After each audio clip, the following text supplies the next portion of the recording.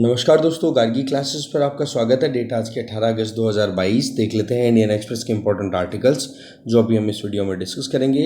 आज हमारे पास में 3 इश्यूज़ हैं। 3 में से एक तो वही कल पावर सेक्टर के बारे में जो हमने क्राइसिस डिस्कस किए थे, अब उसके बारे में सॉल्यूशंस के बारे में बात करेंगे। दूसरा हम देखेंगे कि जो SC/ST कम्युनिटी है, for example Dalits and tribal लोग जो हैं, उनके साथ में अभी भी बहुत सारे ऐसे एरियाज़ है जहाँ पर आपको ऐसे इंसिडेंट देखने को मिलेंगे जो कि डिस्क्रिमिनेटरी हैं, जो कि बहुत ही गलत है, अनकॉन्स्टिट्यूशनल है। उस पॉइंट ऑफ व्यू से इस आर्टिकल को देखेंगे। और तीसरा ये कि कल परसों एक रिपोर्ट रिलीज़ हुई थी जिसमें ये था कि 2021-22 में पेंडेमिक पीरियड के टाइम पे या पेंडेमिक पीरियड के बाद में जॉब्स क्रिएट होने का जो ट्रेंड है वो पब्लिक सेक्टर अंडरटेकिंग्स की बजाय, गवर्नमेंट जॉब्स की बजाय ज़्यादा जॉब्स क्रिएट हुई हैं प्राइवेट सेक्टर में। तो उस पॉइंट ऑफ व्यू से वो आर्टिकल भी देखेंगे। तो 3 इश्यूज़ हैं, तीनों को देखते हैं। फर्स्ट आर्टिकल है मॉडेस्ट एजेंडा फॉर रिफॉर्म्स। देखो, इस आर्टिकल को लिखा है अभिषेक आनंद, नवनीरज शर्मा और अरविंद सुब्रमण्यन जी के द्वारा लिखा हुआ ये आर्टिकल है। कल हमने देख लिए थे कि 3 इश्यूज़ थे, ठीक है, कि अभी क्या पावर सेक्टर में क्राइसिस चल रहे हैं। तीनों इश्यूज़ को अगर सम अप करें तो पहला तो ये कि डिस्कॉम्स लगातार बहुत बुरी परिस्थितियों में गुजरते चले जा रहे हैं। उनका घाटा, नुकसान वो 3 लाख करोड़ रुपए तक का है, 78,000 करोड़ रुपए का नहीं है, 3 लाख करोड़ रुपए तक का है। दूसरा, स्टेट गवर्नमेंट्स का जो फाइनेंशियल कंडीशन है वो बिगड़ती चली जा रही है। RBI ने जितना बताया था उससे भी बुरा हाल है। स्टेट की जो GSDP है ना, उसका 5.5% तक का डेफिसिट है, ना कि 4.7% जो कि RBI ने बताया। और जो कर्जा है वो देखोगे ना, तो स्टेट गवर्नमेंट्स के ऊपर लगभग GSDP का 34.5% तक का कर्जा है, ना कि 31%। कुल मिलाकर के स्टेट्स का हाल भी बहुत बेकार। तीसरा, डिस्कॉम्स का ऑपरेशन जो लगातार हो रहा है, डिस्ट्रीब्यूशन कंपनीज का, वो किसकी वजह से हो रहा है? उनको फंडिंग पब्लिक सेक्टर बैंकिंग से नहीं आ रही है, उनको फंडिंग आ रही है पावर फाइनेंस कॉरपोरेशन और रूरल इलेक्ट्रिफिकेशन कॉरपोरेशन, जो कि आने वाले टाइम पर ज़बरदस्त क्राइसिस में दिख सकते हैं, जैसे कि हमने पॉन्जी स्कीम के कॉन्सेप्ट को कल समझा था। तो बोले ये 3 चीज़ें हैं, ये तीनों चीज़ों को हमें यहाँ पर समझना होगा। तो बेसिकली हमारा पॉइंट रहता है वो पॉलिटिकल इकोनॉमी। दैट मीन्स कि जब राजनीति की जाती है तो उस टाइम पर इकोनॉमी को लेकर के क्या सोच रखी जाती है, क्या इकोनॉमी को कोई कंसिडरेशन मिलता भी है या केवल बस यूं ही उठा के मुंह और अनाउंसमेंट कर दिया जाता है।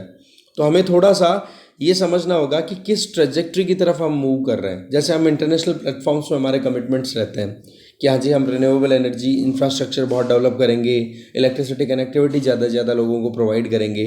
तो उस पॉइंट ऑफ व्यू से देखिए तो एक तरफ तो मिनिस्ट्री ऑफ पावर है जो इलेक्ट्रिसिटी सप्लाई को इंश्योर करने का काम कर रही है, और दूसरी तरफ फंडिंग को कंट्रोल या फंडिंग को रेगुलेट करने का काम करने के लिए फाइनेंस मिनिस्ट्री है, मिनिस्ट्री ऑफ फाइनेंस। तो ऐसे में आप देखो कि मिनिस्ट्री ऑफ पावर का टारगेट अलग है, मिनिस्ट्री ऑफ फाइनेंस का टारगेट अलग है, वो भी कहीं ना कहीं प्रॉब्लम क्रिएट कर देता है। अगर ये दोनों मिनिस्ट्री साथ में मिलकर के काम करें तो भी एक सेटलमेंट हो सकता है, राइट। अब देखो, स्टेट गवर्नमेंट्स को बहुत सारे इंसेंटिव्स दिए जा चुके हैं। 2000 से लेकर अभी तक लगभग 5 से ज़्यादा ऐसी स्कीम्स लाई जा चुकी हैं जिनके चलते पावर सेक्टर में रिफॉर्म्स इंट्रोड्यूस हो, और वो सारी की सारी फेल हो गई हैं। अब लेटेस्ट जो चल रही है उस स्कीम का नाम है रिवैम्प डिस्ट्रीब्यूशन सेक्टर स्कीम। इसमें सेंट्रल गवर्नमेंट जो है वो कंडीशनल एक तरीके से ग्रांट्स या फिर कंडीशनल फैसिलिटेशन अवेलेबल कराई जा रही है स्टेट गवर्नमेंट्स को, कि जैसे आप टैरिफ को टाइम टू टाइम रिवाइज करो। टैरिफ का मतलब हो गया कि जो पर यूनिट चार्ज है बिजली का वो आप टाइम टू टाइम चेंज करो। मीटर्स हैं वो स्मार्ट मीटर इंट्रोड्यूस करो जिससे कि लोग बिजली की चोरी ना कर सके, और दूसरा कि उस मीटर में एक्यूरेसी आ सके। क्योंकि आज आप क्या कर रहे हो, रिन्यूएबल एनर्जी बेस्ड भी तो प्रोडक्शन करना चाह रहे हो, roof top electricity solar power production भी करना चाहते हो, तो लोगों के पास में एक्सेस में बिजली हो तो वो बेच भी सकें, तो वो फैसिलिटी हमारे पास होनी चाहिए। साथ में AT&C जो आप देख सकते हो कि जो कॉमर्शियल एंड ट्रांसमिशन लॉस है, aggregate transmission and commercial losses हैं, उनको भी आप रिड्यूस करो। तो ये सारी चीज़ें गवर्नमेंट ऑफ इंडिया के द्वारा स्टेट गवर्नमेंट्स को बोली गई हैं कि ये आप रिफॉर्म्स इंट्रोड्यूस करो, फिर आपको देखो अपने आप बेनिफिट मिलते चले जाएंगे। दूसरी तरफ मिनिस्ट्री ऑफ पावर और मिनिस्ट्री ऑफ फाइनेंस के बीच में वो भी कहीं ना कहीं काम करने के तरीके, ऑब्जेक्टिव्स हैं वो डिफरेंट है। पहले हम समझते हैं मिनिस्ट्री ऑफ पावर के क्या ऑब्जेक्टिव हैं। देखो, पॉलिटिकली अगर देखें तो मिनिस्ट्री ऑफ पावर तो पॉलिटिकली पॉपुलर कदमों की बात करती है। कैसे कि हम इंडिया की इंटरनेशनल रेपुटेशन की बात करते हैं, कितने रिन्यूएबल एनर्जी इंस्टॉल हो चुकी है, कितना इंफ्रास्ट्रक्चर डेवलप कर दिया है, भाई साहब इसमें तो पैसा खर्च होता है, पैसे लगते हैं। तो मिनिस्ट्री ऑफ पावर का जो टारगेट है वो तो देखो इन्वेस्टमेंट का हो गया, ठीक है। इन्वेस्टमेंट के लिए आपके पास में क्या है, पावर कॉरपोरेशन ऑफ इंडिया और जो रिन्यूएबल एनर्जी कॉरपोरेशन है वो आपके काम कर रहे हैं, आरईसी और पीएफसी काम कर रहे हैं। अब सीधी सी बात है कि ये पीएफसी और आरएफसी जो है वो फंडिंग प्रोवाइड कर रहे हैं इलेक्ट्रिकल या पावर इंफ्रास्ट्रक्चर को डेवलप करने के लिए, तो ये एक तरीके की एजेंसी हो गई जो कि फाइनेंशियल मैटर्स को अपने आप से हैंडल कर रही है। तो पॉइंट यहाँ पर आता है कि इनको रेगुलेट कौन करता है। देखो रेगुलेशन के लिए बोला तो ये जाता है कि आरबीआई रेगुलेट करता है, इनको एनबीएफसी के तौर पे, नॉन बैंकिंग फाइनेंशियल कंपनी के तौर पे इनको ट्रीट किया जाता है आरबीआई के द्वारा। पर सवाल यह है कि कितना इफेक्टिव इम्प्लीमेंटेशन होता है आरबीआई की पॉलिसीज़ का इन इंस्टीट्यूशंस में।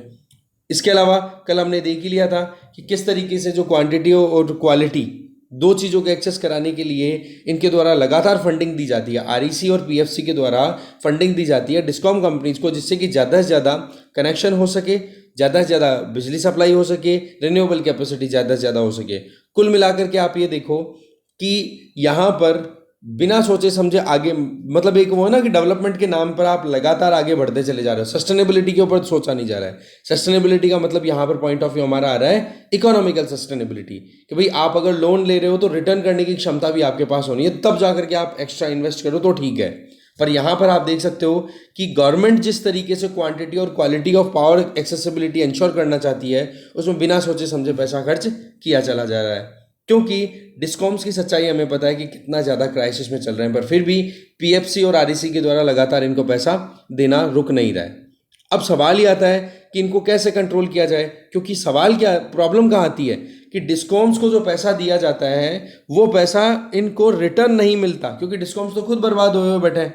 ठीक है, अभी हमने देखा 3 लाख करोड़ रुपए तक का उनका लॉस चल रहा है ओवरऑल, अगर पूरे इंडिया में हम देखें तो ऐसे में इन कंपनीज को कैसे क्राइसिस से हम निकालेंगे, ये बड़ा एक सवाल है।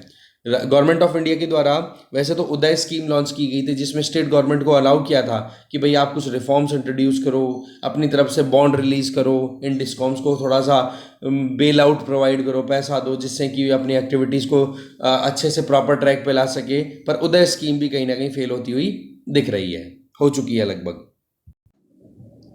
फिर आगे हम बात करें मिनिस्ट्री ऑफ फाइनेंस की। देखो पब्लिक सेक्टर बैंक्स हैं, गवर्नमेंट बैंक्स हैं, वो पहले लोन दिया करते थे डिस्कॉम्स को, पर डिस्कॉम्स बर्बाद हो रहे थे, तो इस चक्कर में आरबीआई की तो देखो पब्लिक सेक्टर बैंक्स पे पूरी लगाम रहती है, तो आरबीआई ने उधर तो अपनी लगाम लगा दी कि भैया आप लोन नहीं दोगे इन डिस्कॉम्स को जब तक ये अपने कमिटमेंट्स को पूरा ना करें। अब कमिटमेंट पूरा नहीं कर रहे हैं, फिर भी इतना काम चल रहा है इनका, तो उसके पीछे क्या है, पीएफसी और आरईसी के द्वारा जो फंडिंग आ रही है, जो कि एनबीएफसी के तौर पर काम कर रहा है, और वो भी आरबीआई के अंडर में है बोलने को तो, पर कितना इफेक्टिव आरबीआई का रेगुलेशन है ये क्लियर यहाँ पर हमें दिखाई नहीं देता है।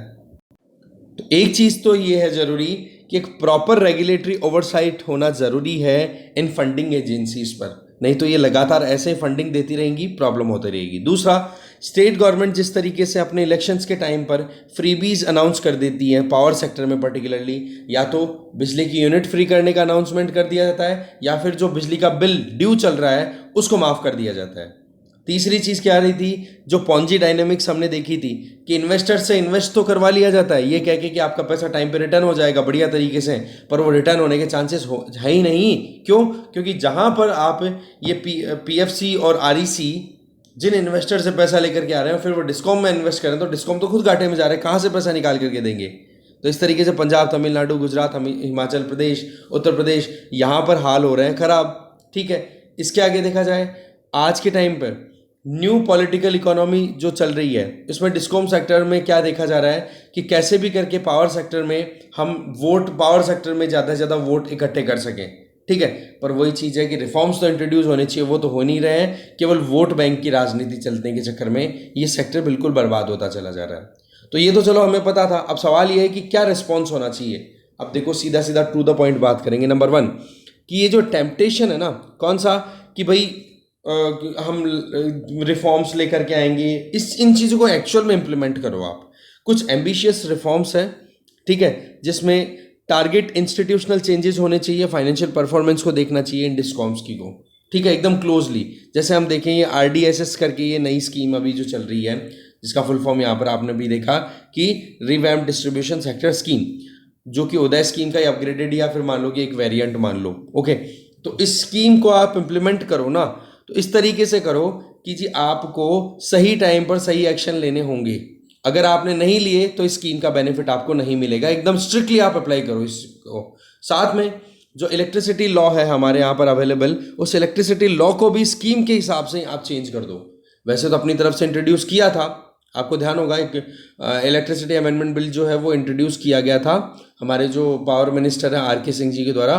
फिर उसके बाद में उस बिल को अपोज किया गया, ठीक है, स्टेट अलग अलग स्टेट्स के द्वारा कि भाई ये तो एक तरीके से फेडरलिज्म के अगेंस्ट में है, क्योंकि इलेक्ट्रिसिटी जो कि एक कॉन्करेंट लिस्ट का सब्जेक्ट है, उसमें स्टेट गवर्नमेंट्स को कॉन्फिडेंस में लेकर के फिर बिल को इंट्रोड्यूस करना चाहिए था। फिर जैसे बिल इंट्रोड्यूस हुआ उसके बाद में parliamentary standing committee on power के पास में ये बिल ट्रांसफर कर दिया गया। वो अपनी तरफ से क्या रिकमेंडेशन देते हैं वो देखने वाली बात है। तो कुल मिलाकर के बात क्या है कि आप अगर कोई स्कीम को इम्प्लीमेंट करते हो तो स्कीम के सिंक्रोनाइजेशन में ही आपके पास में प्रॉपर लॉ भी अवेलेबल होना चाहिए। तो पहला रिफॉर्म तो बोले इसकी ज़रूरत है।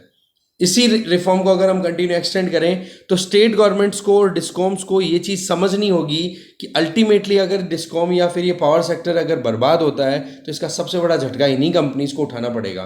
तो कुल मिलाकर के आरडीएसएस को प्रॉपर इम्प्लीमेंटेशन के लिए इस एक्ट को हमें चेंज करने की ज़रूरत है। इसके अलावा एक प्रॉपर मैनर में कुछ डिफरेंट कॉन्सेप्ट या डिफरेंट चीज़ें इंप्लीमेंट करने की भी ज़रूरत है, जैसे कि ट्रांसपेरेंसी लेकर के आओ। कैसे? डिस्कॉम्स का जितना भी नुकसान है या जितना भी इन पे कर्जा है ना, वो स्टेट गवर्नमेंट के कर्जे के साथ में एक साथ मर्ज करके और फिर बजट में दिखाओ आप इसको। ये चीज़ कल भी बोली गई थी वैसे, ठीक है, और अब की बार सेंट्रल गवर्नमेंट ने बजट अनाउंसमेंट में बोल भी दिया था ये कि भाई आप जो भी कर्जा लेते हो पावर सेक्टर के नाम पर तो उसको ऑफ बजट मत दिखाओ भैया, बजट में दिखाओ, तब पता पड़ेगा कि एक्चुअल में आप पे कर्जा कितना है। तो नेक्स्ट फाइनेंस कमीशन जो भी हो उनको इस तरीके की रिकमेंडेशन देनी चाहिए कि भाई अब से पावर सेक्टर से रिलेटेड जो भी नुकसान है या जो भी कर्जा आप उठा रहे हो मार्केट से, वो आप बजट में दिखाओगे। समझ गए? इसके अलावा और क्या रिफॉर्म लाने की जरूरत है? सिंप्लिसिटी।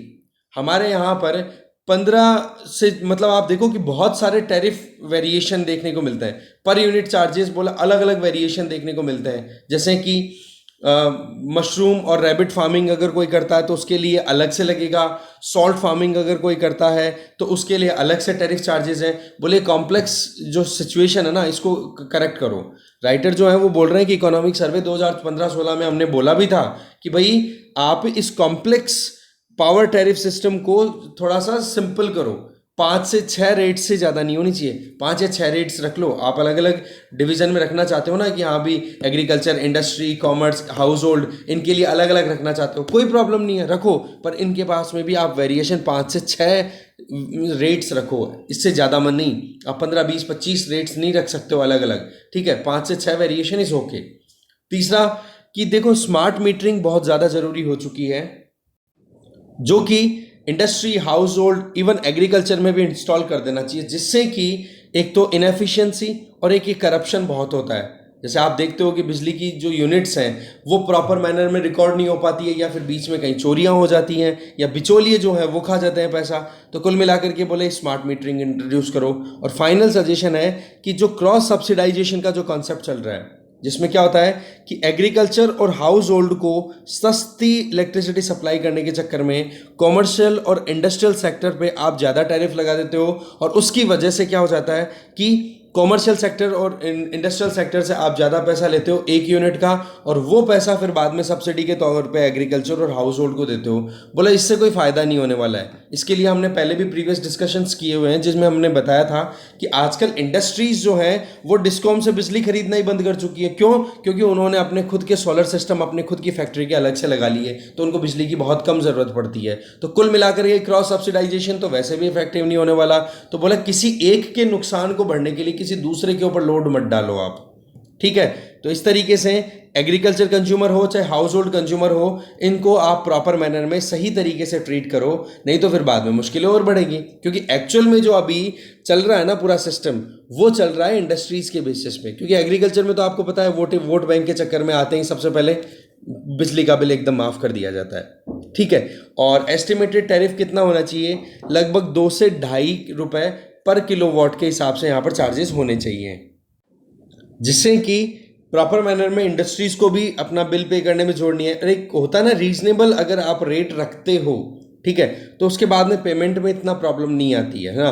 नहीं तो वही बात आ गई कि अगर आप ज़्यादा टैरिफ रखोगे तो लोग फिर चोरी करनी शुरू कर देते हैं, ठीक है। इसके अलावा अगर पैसे की कमी रहेगी तो स्टेट और सेंट्रल गवर्नमेंट की बैलेंस शीट तो बिगड़ेगी, नो डाउट। पर एक चीज़ वो तो है ना, देखो कि आप अगर थोड़ा टैरिफ रिड्यूस करते हो इंडस्ट्रीज़ में तो उसका डेफिनेटली नुकसान तो आपको होगा, पर फ़ायदा क्या होगा कि माइक्रो लेवल पे जो डिस्टॉर्शन होता है ना, जो चोरी होती है, बाईपास रास्ते निकाले जाते हैं, वो नहीं होंगे यहाँ पे फिर, ठीक है।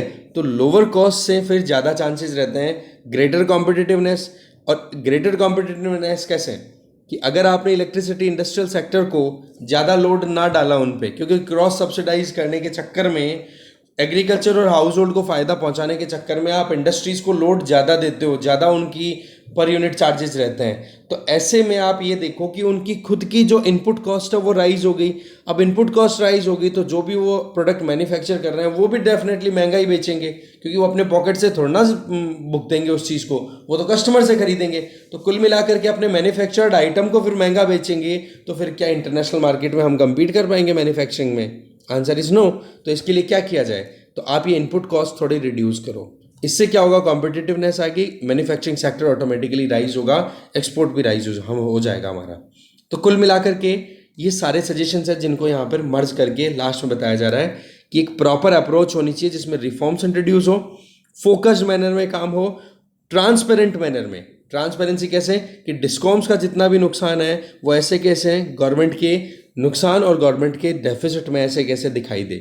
दूसरा, कि आप प्रॉपर मैनर में जो टैरिफ्स हैं उनको रिवाइज करो और 5 से 6 रेट्स ही रखो, इससे ज़्यादा मत रखो। तीसरी चीज़ क्या बताई जा रही है कि स्मार्ट मीटरिंग को बहुत जल्दी से इंप्लीमेंट करो और क्रॉस सब्सिडाइजेशन को आपको रोकने की पूरी कोशिश करनी चाहिए, क्योंकि क्रॉस सब्सिडाइजेशन के चलते आप इंडस्ट्रीज को तो नुकसान में पहुंचा देते हो, और जबकि उसका नुकसान और जिनको फायदा पहुंचाना चाहते हो वो फिर भी चोरी करते रहते हैं एग्रीकल्चर में और इधर, और साथ में करप्शन करने वालों को करप्शन करने का पूरा मौका मिल जाता है। तो कुल मिलाकर के ये सारे रिफॉर्म्स इंट्रोड्यूस करने की ज़रूरत है। नेक्स्ट आर्टिकल है Indira Meghwal 9 years old. Article को लिखा है यहाँ पर अशोक भारती जी ने।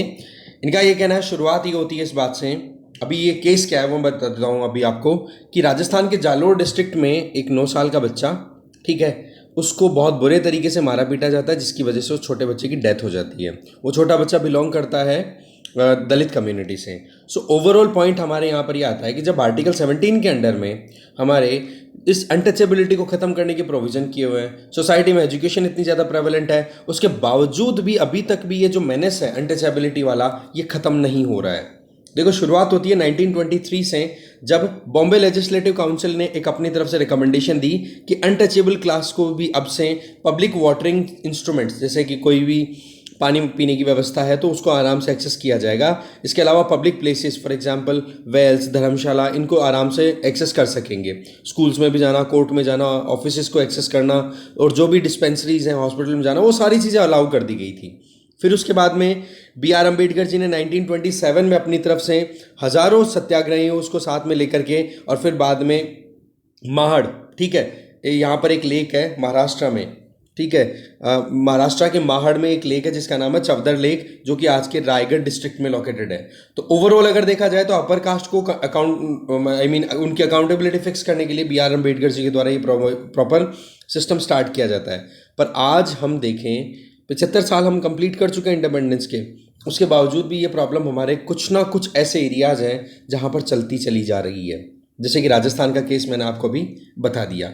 तो यहाँ पर सवाल ये आता है कि क्या हमने अनटचेबिलिटी को रोकने के लिए इंडिपेंडेंस के बाद में कोई प्रोविज़न किए या नहीं? इसका आंसर है हमने किए। जैसे कि अनटचेबिलिटी ऑफेंस एक्ट ऑफ 1955 हमने पास किया, फिर उसके बाद में उसको 1976 में अमेंड करके उसका नाम चेंज हो गया था, फिर बाद में क्या, protection of civil rights act of 1955। कुल मिलाकर के protection of civil rights of act of 1955 में क्या था कि कोई भी अगर अनटचेबिलिटी को एक्सरसाइज करता हुआ दिखता है तो उसको प्रॉपर मैनर में ट्रीटमेंट मिलेगा। ट्रीटमेंट का मतलब पनिशमेंट, और पनिशमेंट भी कैसी होगी, उस ऑफेंस को भी कैसा कंसिडर किया गया है, cognizable non compoundable. That means बिना किसी वारंट के अरेस्ट किया जाएगा, और ना वहाँ पर कोई और तरीके से देखा जाए ना कि आप आराम से उसको ट्रीटमेंट देने के लिए अलग अलग केसेस अगर हैं उनको, कि कोई कॉम्प्रोमाइज़ नहीं किया जाएगा, अगर वो केस सामने आता है तो कुल मिलाकर के, ठीक है। और इम्प्रिजनमेंट और जो जो एक पनिशमेंट है उसको भी इंक्रीज कर दिया गया। फिर बाद में देखा जाए तो पार्लियामेंट के द्वारा एक और कानून लाया जाता है जिसका नाम है scheduled caste and scheduled tribe prevention of atrocities act of 1989। Atrocities का मतलब कि किसी भी तरीके से दलित और आदिवासियों के साथ में कोई भी एक्सक्लूजनरी बिहेवियर किया जाता है, उनको सोसाइटी से अलग करने की बात की जाती है, उनके खिलाफ में डिस्क्रिमिनेटरी बिहेवियर होता है, ह्यूमिलिएशन, उनकी बेइज्जती की जाती है, उनको गलत तरीके से उनको एड्रेस किया जाता है या उनके साथ में वायलेंस की जाती है, तो इन एट्रोसिटीज़ को रोकने के लिए हमारे पास में एक्ट अवेलेबल है। तो बोले ये जब प्रोविजन है हमारे पास में एक इंडिपेंडेंट इंडिया में violence against Dalits and untouchables के अगेंस्ट में जो वायलेंस या जो भी मिसबिहेव होता है उसको रोकने के लिए, पर फिर भी क्या हम इन चीज़ों को रोकने में सक्सेसफुल हैं? Answer is no, sorry. इसके पीछे देखो एनसीआरबी का एक डेटा है, बोले 1991 से 2020 के बीच में लगभग 7 लाख एट्रोसिटीज 7 लाख एट्रोसिटीज हुई है दलित्स के खिलाफ में, ठीक है, जिनमें से लगभग 38,000 तो रेप के केसेस हैं। अब आप देखो कि इस चीज़ को अगर देखा जाए तो हर घंटे में लगभग 5 एट्रोसिटीज़ हो रही हैं दलित्स के खिलाफ में, जो कि ठीक बात नहीं है। आज हम इंडिपेंडेंट कंट्री में, एक डेमोक्रेटिक कंट्री में जी रहे हैं। अब देखो इसके पीछे कारण क्या है? इसके पीछे है कि स्टेट गवर्नमेंट्स ऐसी हैं जिन्होंने ये जो एक्ट्स हमारे पास में अवेलेबल है 1955 वाला, 1989 वाला, इन दोनों एक्ट्स को प्रॉपर इंप्लीमेंट ही नहीं किया।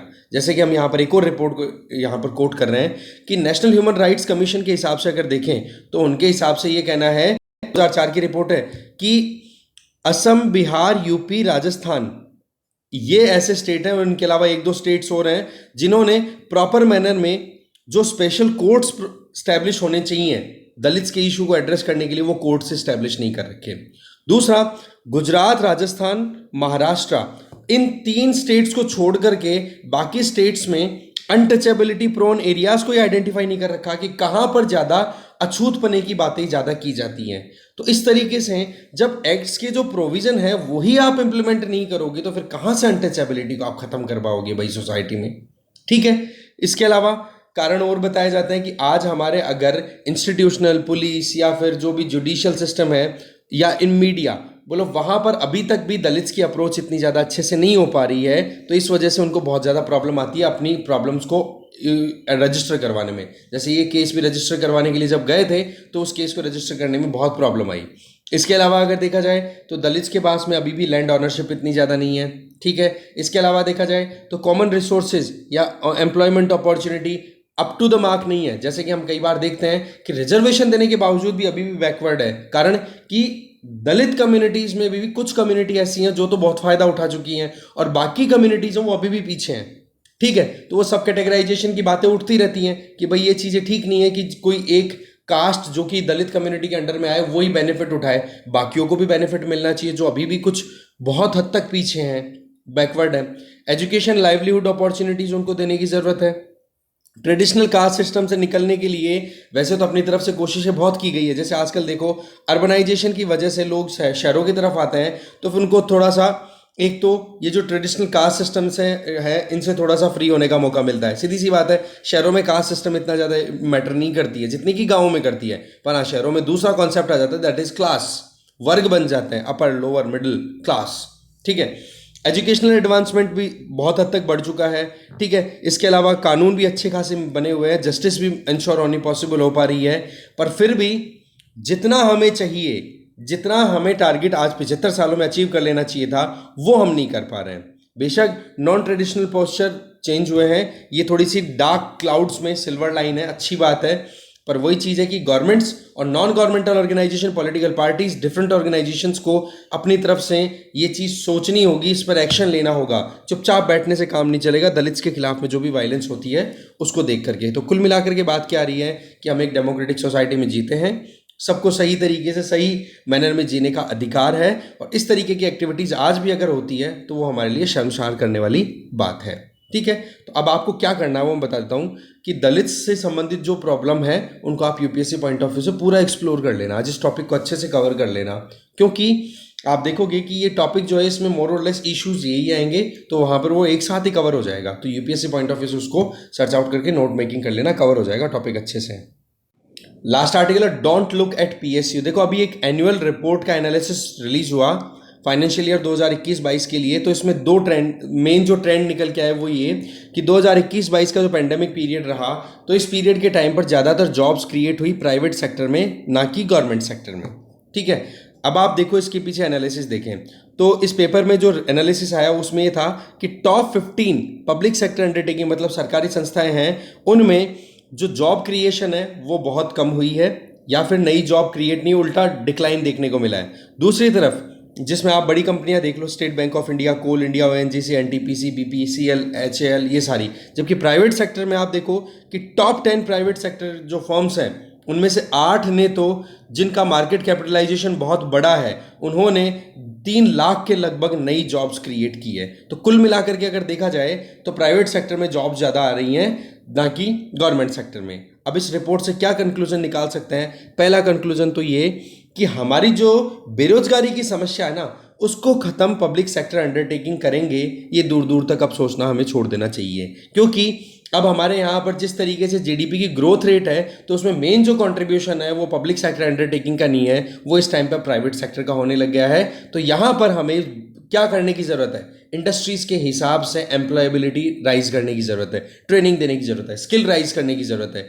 क्योंकि आपको भी पता है, ये मैं बार बार बताता रहता हूँ कि अगर हमारे देश में 100 रोजगार तैयार होते हैं ना, तो उसमें से केवल 14 या 15 रोजगार ही गवर्नमेंट के होते हैं, जिसमें 9% के लगभग जॉब्स तो क्रिएट होती है स्टेट लेवल पे, और 5 to 6% के लगभग जनरेट होती है सेंट्रल लेवल पे। बाकी बची हुई है वो प्राइवेट सेक्टर में जाती है, और उसमें भी इनफॉर्मल सेक्टर बहुत सारा है हमारे यहाँ पे। ठीक है, तो कुल मिलाकर के प्राइवेट सेक्टर को ही जॉब क्रिएट करने का अभी मौका मिल रहा है, और वो कर भी रहे हैं अपनी तरफ से। ठीक है, इसके अलावा देखा जाए तो इकोनॉमी में जॉब क्रिएट करने का मौका कौन उठा रहा है?